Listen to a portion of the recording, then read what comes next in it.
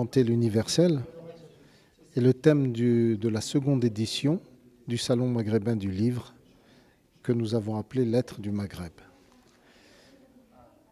La première édition, vous vous en souvenez, traitait de la jeunesse sous le thème global de dire la jeunesse, écrire l'espoir. Les actes de cette première édition du Salon seront publiés à l'occasion de la deuxième édition. Alors, vous allez me dire pourquoi ce thème réinventer l'universel. Ça paraît un peu prétentieux à première vue, n'est-ce pas? Mais en fait, réinventer l'universel est un thème qui s'est imposé de lui-même sur la base du fait que Oujda a été désignée capitale de la culture arabe. Capitale de la culture arabe en 2018.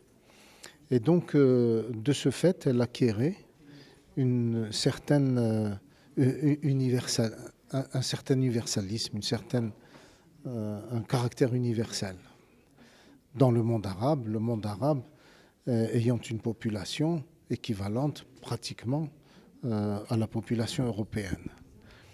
Donc, réinventer l'universel provient du fait que nous nous sommes interrogés sur ce qu'est la culture arabe. C'est quoi la culture arabe? Est-ce qu'on doit dire capitale arabe de la culture ou bien capitale de la culture arabe, comme c'est le cas actuellement? Après les vérifications, les demandes officielles, on nous a dit officiellement que Oujda était la capitale de la culture arabe. Donc, on s'est mis à l'évidence et il nous fallait un peu définir comment nous allions traiter cette affirmation, cette orientation de Oujda, capitale de la culture arabe. Voilà.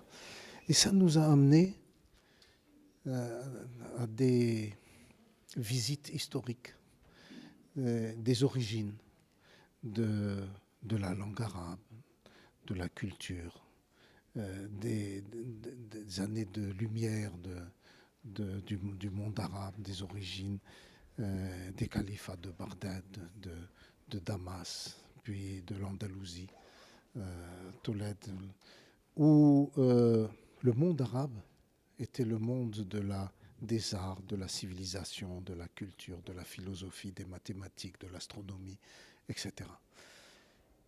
Voilà. Puis sont arrivés les conflits, sont arrivées les concurrences, sont arrivées les fractures. Et évidemment, toutes les sortes, tous les types d'affrontements, au fond desquels il y avait un relent de volonté de volonté d'imposer sa conception du monde, sa conception de la culture, sa conception de la démocratie. Bien sûr, il y a des valeurs universelles, mais il y a aussi le respect des particularités, des particularismes. Et le particularisme devenant lui-même, au fond, quand il veut se préserver et préserver ses valeurs, préserver son identité, ça devient une forme de recherche d'universel également. Voilà. Et toutes ces discussions ont abouti à ce thème. Et nous avons essayé de réunir autour de ce thème pour sa discussion les meilleurs spécialistes du moment. Voilà. Nous avons choisi pour cela 2 commissaires qui sont des personnalités du monde culturel, respectées dans le monde culturel, avec un immense carnet d'adresses. Ils ont été appuyés par une commission scientifique dans laquelle siégeaient des professionnels également, des éditeurs. Nous avons eu l'appui des des institutions ou des différents services de l'Institut français du Maroc, etc.